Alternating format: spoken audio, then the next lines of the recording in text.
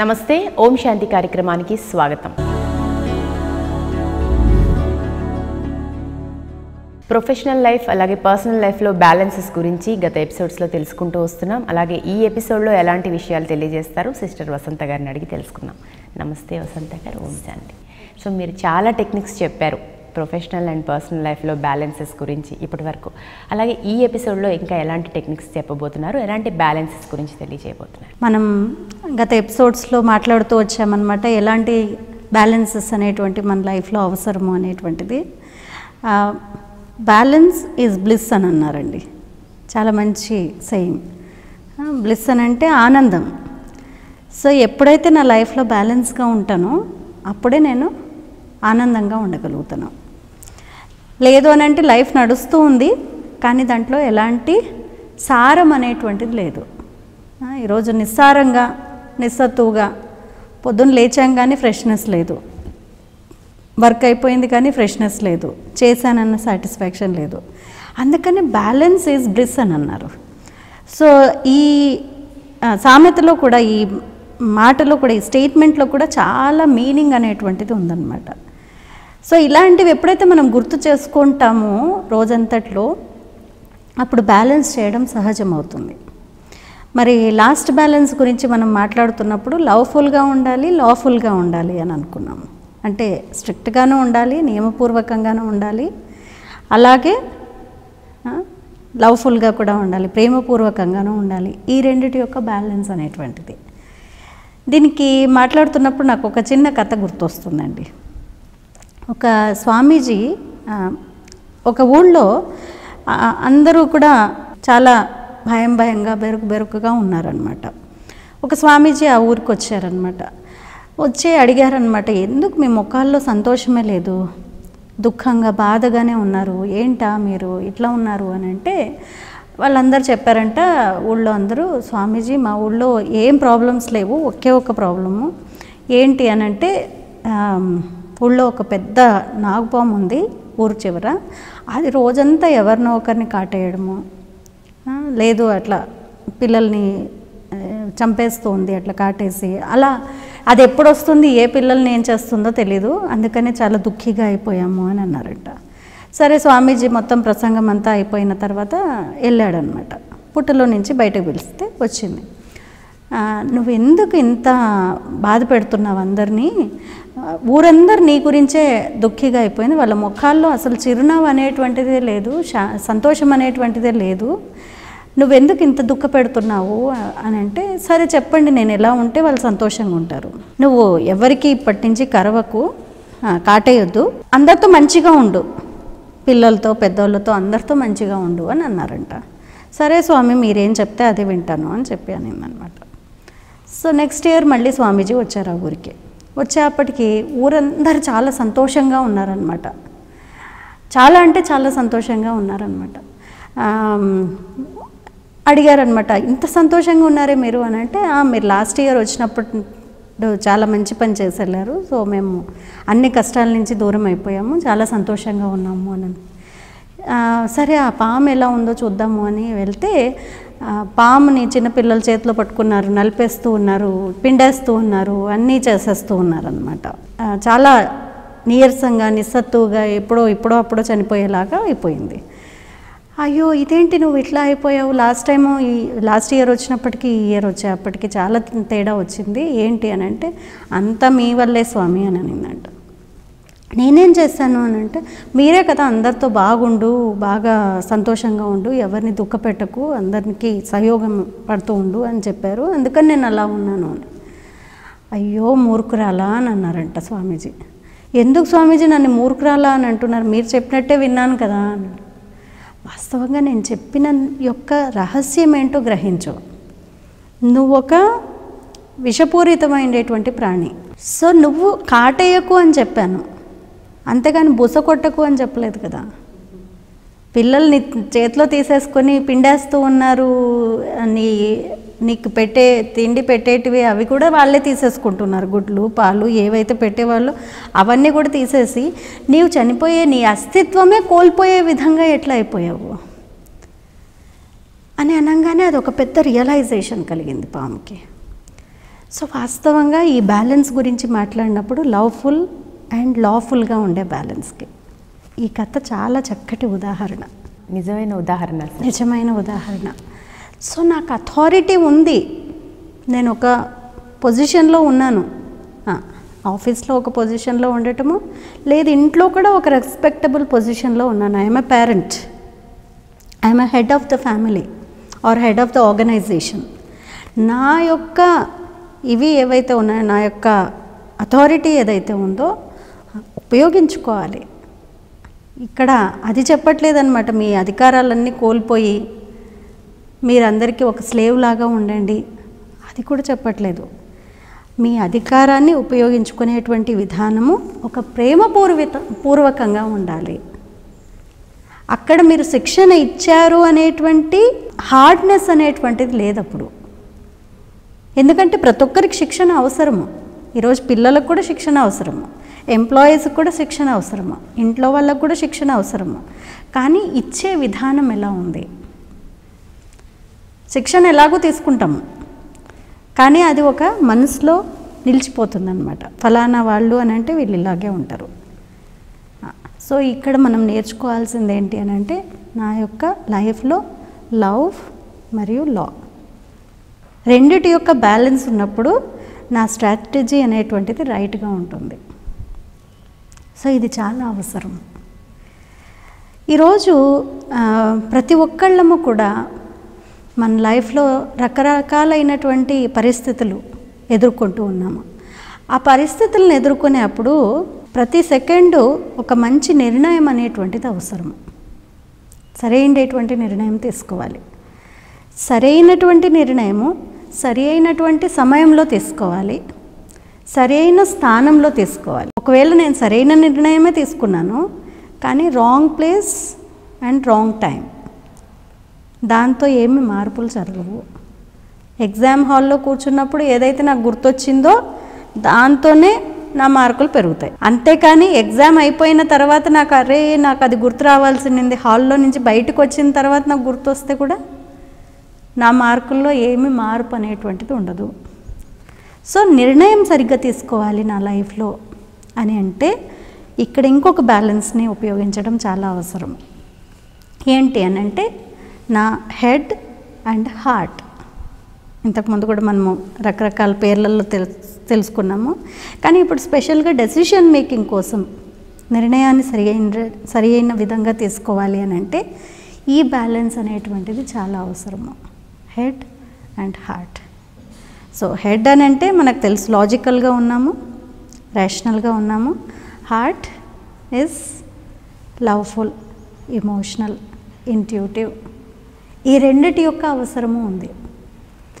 అంటే ఇలా కూడా కాదనమాట, పూర్తిగా నేను హెడ్తోనే వర్క్ చేస్తూ ఉన్నాను.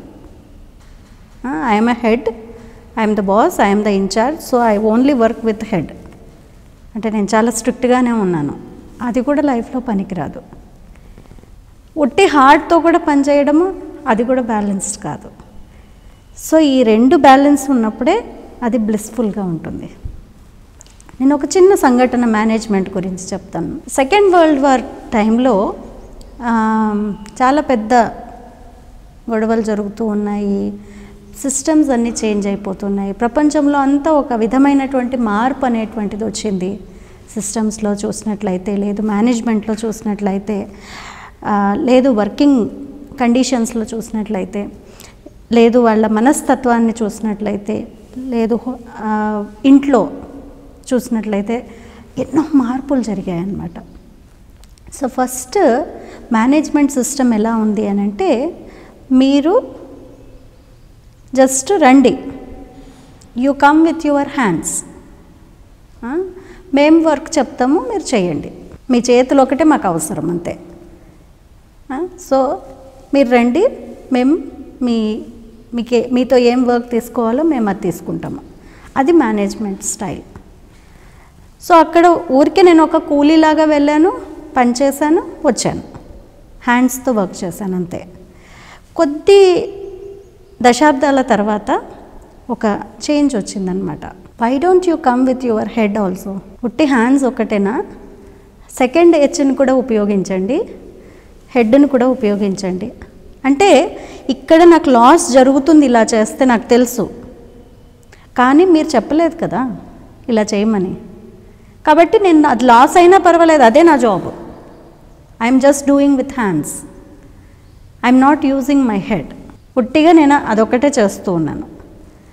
సో కొన్ని సంవత్సరాల తర్వాత ఈ మేనేజ్మెంట్ స్టైల్ అనేటువంటిది చేంజ్ అయ్యి 2H సిస్టమ్ అనమాట. అంటే come with your hands as well as your head. So అక్కడ కొన్ని సంవత్సరాలు ఇలా గడిచేపటికి చాలా ఎక్కువ ప్రాబ్లమ్స్ వచ్చేసాయంట. ఎందుకు అని అంటే ఇంతకుముందు చెప్తే విని చేసేవాళ్ళు అంతే, ఎంత చేయమంటే అంత చేసేవాళ్ళు. కానీ ఇప్పుడేమో వాళ్ళ యొక్క ఆలోచన ఉపయోగిస్తున్నారు కదా. సో హయ్యర్ మేనేజ్మెంట్కి వీళ్ళు ఒక థ్రెట్గా తయారయ్యారు. లోవర్ మేనేజ్మెంట్ వాళ్ళు ఏం చెప్పినా కానీ వీళ్ళు ఇది కాదు ఇలా చేయాలి అని చెప్పే విధంగా అయిపోయారనమాట. సో ఆ మేనేజ్మెంట్ సిస్టమ్ కూడా ఫెయిల్ అయిపోయింది.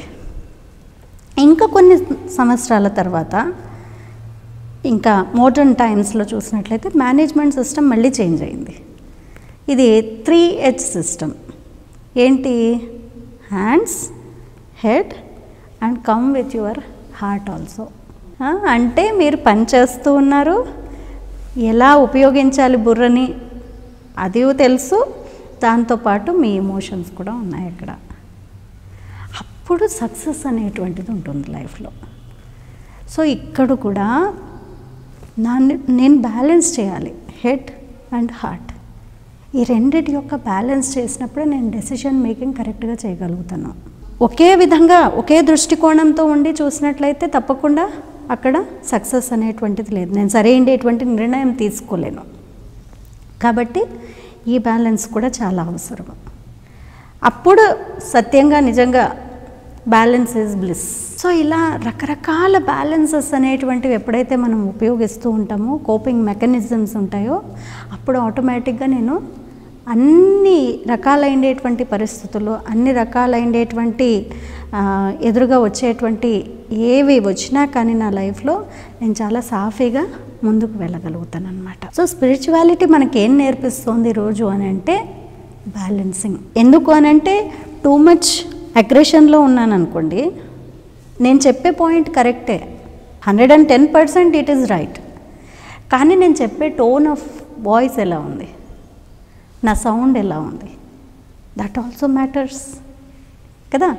సత్యం అనేటువంటిది చెప్పాలి అంటే కఠినంగానే చెప్పాల్సిన అవసరం లేదు. ఆ సత్యం అనేటువంటిది సభ్యతాపూర్వకంగా ప్రజెంట్ చేయాలి. సత్యత, సభ్యత రెండు కావాలి. ఈ రోజుల్లో మనం ఏంటి అని అంటే ఐఎమ్ ఆల్వేస్ రైట్. ఎందుకంటే నువ్వు అబద్ధం చెప్తే నాకు నచ్చదు అసలు, అందుకనే క్లాష్ వస్తుంది. అసలు సత్యతతో క్లాష్ రాకూడదు కదా, అక్కడ పోట్లాట రాకూడదు సత్యత ఉన్నప్పుడు. కానీ సత్యత ఉంది, కానీ దాన్ని తెలియపరిచేటువంటి సభ్యత లేదు. సో లైఫ్లో ఈ రెండిటి యొక్క బ్యాలెన్స్ కూడా చాలా అవసరం. కొన్నిసార్లు అంటూ ఉంటాం, నేను చాలా సత్యవాదినండి, నాకు అసలు నచ్చదు ఎదుటి వాళ్ళు. ఎందుకు అని అంటే వాళ్ళు ఎప్పుడు సత్యం చెప్పరు. సో నేను రాంగ్గా లేనా? అప్పుడు నేను చాలా రాంగ్ బిహేవియర్ చేస్తూ ఉన్నాను, ఎందుకంటే మీరు అసత్యం చెప్పారు కాబట్టి. మరి అప్పుడు నేను రైట్ అయిపోయినట్టేనా? చాలామందిలో ఇలాంటి మెంటాలిటీ చూస్తూ ఉంటాం. సో ఇలాంటి బ్యాలెన్సెస్ అనేటువంటివి చాలా అవసరము. ఇట్స్ నాట్ ఆల్వేస్ నేను హంబుల్గా ఉండండి అని అంటే, ఇట్స్ నాట్ హంబుల్గా ఉండటం ఎంత హంబుల్గా అని అంటే ఆ తర్వాత మళ్ళీ మీ పైన ఎవరేమైనా చేసే విధంగా కూడా కాదు. అంటే ఈ ఫ్లెక్సిబిలిటీ, లైఫ్లో ఫ్లెక్సిబిలిటీ అనేటువంటిది అవసరము. ఫ్లెక్సిబిలిటీ వేరు, సాఫ్ట్నెస్ వేరు ఉందండి. మీరు రీఫిల్ని చూస్తే ఇట్లా వంచారనుకోండి, ఇట్స్ వెరీ ఫ్లెక్సిబుల్, వంగింది. అట్లాగే ఉంటుందా ఎప్పటికీ? మీరు చెయ్యి వదిలేస్తే అట్లాగే ఉంటుందా? మళ్ళీ యాజ్ ఇట్ ఈస్గా తన ప్లేస్, తన పొజిషన్లోకి తను వస్తుంది. అదే ఇది ఒక మంచి బ్యాలెన్స్ చెప్తున్నాను. ఎందుకు అని అంటే ఫ్లెక్సిబుల్గా ఉన్నాను, నేను బ్యాలెన్స్డ్గా ఉన్నాను అంటే ఇదే అర్థం కాదనమాట నేను వంచేస్తే వంగిపోయే ఉన్నానని. నా పొజిషన్లోకి నేను మళ్ళీ రాగలగాలి. చాలాసార్లు నేను వంగిపోయాను, నేను ఫ్లెక్సిబుల్, నేను బ్యాలెన్స్డ్గా ఉన్నాను, మీరు చెప్పినట్టే విన్నాను అని వంగిపోయే ఉండటం కాదు. నా విధానం ఏదైతే ఉందో, అది రైట్ విధానం ఏదైతే ఉందో చెప్పగలగాలి, మిమ్మల్ని మీకు కన్విన్స్ చేయగలగాలి. అప్పుడు నేను రైట్ వేలో ఉన్నట్టు. నాకు రైట్ తెలుసు, కానీ అది ప్రజెంటబుల్గా లేదు. సో రీఫిల్ ఒక మంచి ఉదాహరణ. ఇప్పుడు ఈ కొబ్బరి పుల్ల ఉంటుంది, అది కూడా చూడండి, వంచారనుకోండి వంగుతుంది, మళ్ళీ వదిలేస్తే తన పొజిషన్లోకి తను వచ్చేస్తుంది. అలాగే మన లైఫ్ కూడా బ్యాలెన్స్డ్ అని అంటే చాలా flexible, at the same time very strong. కొబ్బరికాయ ఉదాహరణ చెప్తూ ఉంటాం మనం చాలాసార్లు. బయట నుంచి చూస్తే చాలా హార్డ్ షెల్, కానీ లోపల ఎలా ఉంది? కొంచెం సాఫ్ట్ అండ్ తినడానికి కూడా చాలా చాలా బాగుంది, రుచిగా, స్వీట్గా, వైట్, ప్యూరిటీకి నిదర్శనంగా, కలర్ఫుల్గా, కలర్ కూడా చాలా బాగుంది. సో బయట నుంచి కొన్నిసార్లు నేను హార్డ్గా ఉండగలిసి వస్తుంది, కానీ లోపల అలాంటి కఠోరత్వం అనేటువంటిది పెట్టుకోకుండా లోపల సాఫ్ట్గా ఉండాలి. కొన్ని విషయాలలో బయట హార్డ్గా ఉండాలి, కానీ లోపల సాఫ్ట్గా ఉండాల్సి వస్తుంది. నన్ను మీరు చెడు దానికి కన్విన్స్ చేయడానికి వస్తే నేను కన్విన్స్ కాకూడదు, ఎందుకంటే అది నా భావాలకి, నా భావనలకి విరోధం. కాబట్టి నేను అక్కడ స్ట్రాంగ్గా చెప్తాను, శిరీష గారు నేను ఇట్లాంటి పని చేయనండి, I'm very strong, I'm very strict. కానీ నా లోపల ఏదైతే స్మూత్నెస్ ఉందో అది నేను ఎప్పుడు కోల్పోకూడదు. మీ పైన ఏదైతే నాకు ఉండేటువంటి ఒక మంచి గౌరవము, ఆదరాభిమానాలు ఉన్నాయో అది కోల్పోకూడదు నేను. కానీ నేను బయటకు మాత్రం చాలా స్ట్రిక్ట్గానే ఉండాలి. కొన్నిసార్లు ఎలా ఉండాలి అని అంటే బయటకు సాఫ్ట్గానే ఉంటాను, కానీ లోపల I'm very strong, I'm very determined. చాలా దృఢంగా, పట్టుదలతో నేనేం చేయాలో అదే చేస్తాను, కానీ బయట మాత్రం చాలా సాఫ్ట్గా ఉన్నాను. దీన్ని ఏమన్నారు అంటే మ్యాంగో పర్సనాలిటీ అని అన్నారనమాట. బయటకు చూడటానికి చాలా చక్కగా, కలర్ఫుల్గా ఉంది, టెక్స్చర్ చాలా స్మూత్గా, చాలా జ్యూసీగా, చాలా టేస్టీగా ఉంది. లోపల చూస్తే టెంకాయ ఎలా ఉంది? Strong, very hard, very solid. అలా లోపల మాత్రం చాలా స్ట్రాంగ్. Opposite coconut. సో సైకాలజీలో అంటూ ఉంటాం అనమాట, mango personality and coconut personality. So ఏది అవసరం అండి ఈ బ్యాలెన్స్డ్ లైఫ్ లీడ్ చేయాలి అని అంటే? రెండు అవసరం. అప్పుడే నేను బ్యాలెన్స్డ్గా ఉండగలుగుతాను. సో నాకు ఇక్కడ విచక్షణ జ్ఞానం ఉండాలి, ఆ విచక్షణ ప్రేమపూర్వకంగా ఉండాలి. అప్పుడు నా లైఫ్ని చాలా సాఫీగా నేను లీడ్ చేయగలుగుతాను అనమాట. దీన్ని బ్యాలెన్స్డ్ పర్సనాలిటీ అని అంటాం. ఆ బ్యాలెన్స్డ్ పర్సనాలిటీ ఉన్నప్పుడు నా లైఫ్లో బ్యాలెన్స్ ఆటోమేటిక్గా ఉంది. So I'm not aggressive, I'm not disheartening. కొంతమంది గట్టిగా అరిచేసి వదిలేస్తారు, ఇంకా కొంతమంది ఏమో లోపల పెట్టుకొని బాధపడుతూ ఉంటారు. సో రెండు మంచివి కాదు. చాలా లోపల పెట్టుకున్నాను అనుకోండి, హెల్త్ డిస్టర్బ్ అవుతుంది. దాన్ని సైన్స్లో ఏమన్నారు అని అంటే, ఈరోజు మెడికల్ సైన్స్ ఏమంటుందంటే లోపల చాలా పెట్టుకుంటూ ఉన్నారంటే అవి క్యాన్సర్స్ రూపంలో బయటకు వస్తాయి అని అన్నారు. మరి అగ్రెసివ్గా నేను బయటికి ప్రతిస్పందిస్తున్నాను, ప్రతిదానికి నెగటివ్గా ప్రతిస్పందిస్తున్నాను అనుకోండి, రిలేషన్స్ డిస్టర్బ్ అవుతాయి. అది కూడా హెల్త్ని ఎఫెక్ట్ చేస్తుంది. హార్ట్ అటాక్స్ అండ్ బీపీ ఇవన్నీ వస్తున్నాయి, హైపర్లో వెళ్తున్నారు. సో ఇది మంచిదా? రెండు మంచివి కాదు. సో ఇది మధ్య మార్గం అనేటువంటిది చాలా అవసరము. దాన్నే బ్యాలెన్స్డ్ సిస్టమ్ అని అన్నాం, బ్యాలెన్స్డ్ లైఫ్ స్టైల్. అది హెల్దీ లైఫ్ స్టైల్ అనమాట. సో ఇది హెల్దీ అని అంటే ఇప్పుడు హెల్త్ అండ్ వెల్త్ బ్యాలెన్స్ అని అనుకున్నాం. హెల్త్ అని అంటే కేవలం ఫిజికల్ హెల్త్ ఒకటే కాదు, మెంటల్ హెల్త్, ఇమోషనల్ హెల్త్, ఈ మూడు హెల్త్లు బాగున్నప్పుడే నా సోషల్ హెల్త్ బాగుంటుంది, స్పిరిచువల్ హెల్త్ బాగుంటుంది. సో ఇన్ని విషయాలు బ్యాలెన్స్ చేయడం. ఇది విని అయ్యో ఇన్ని చేస్తే నేను సంతోషంగా ఉండగలుగుతానా అనేటువంటిది కూడా కాదు, చిన్న చిన్న విషయాలపైన మనం డే టు డే లైఫ్లో కొంచెం ఆలోచించగలిగితే, వీటిని అడాప్ట్ చేసుకోగలిగితే ఈజీ అవుతుంది టెక్నిక్స్ అన్నిటినీ కూడా. అందుకే చాలామంది పెద్దవాళ్ళు కూడా చెప్తుంటారు, ఒకటి నిదానమే ప్రధానము అని చెప్తుంటారు, అది కూడా అనర్థదాయకము అని చెప్తుంటారు. అంటే రెండుటిని కూడా బ్యాలెన్స్డ్గా ఉండాలి, అటు స్లో కాదు ఇటు. దానికి నిదానమే ప్రధానానికి ఆపోజిట్గా ఆలస్యం అమృతం విషం అని అన్నారు. సో ఇక్కడ బ్యాలెన్స్ ఏంటి అనేటువంటిది మనం చూసుకోవాలి. సో సిస్టర్, మొత్తం మీద మీరు గత ఎపిసోడ్స్లో కావచ్చు, ఈ ఎపిసోడ్లో కావచ్చు, చాలా చక్కగా చెప్పారు. ముఖ్యంగా చాలా ఇంపార్టెంట్ కూడా. ఈ ఉరుకుల పరుగుల ప్రపంచంలో మాత్రం ఇటువంటి professional and personal life balance అనేది, వాటికి సంబంధించిన టెక్నిక్స్ అనేది అందరికీ చాలా యూస్ఫుల్ అయ్యేవి. ఇవన్నీ నిజంగా ఈ ఎపిసోడ్స్ విని కనుక తెలుసుకుంటే తప్పకుండా వాళ్ళ స్ట్రెస్ నుంచి దాదాపు చాలా శాతం బయటపడే అవకాశాలు ఉంటాయి. అండ్ లైఫ్ కూడా చాలా బాగుండే అవకాశం ఉంటుంది. నమస్తే సిస్టర్. ఓం శాంతి. ఇది ఇవాల్టి ఓం శాంతి కార్యక్రమం. మరో ఎపిసోడ్లో మళ్ళీ కలుద్దాం. నమస్తే.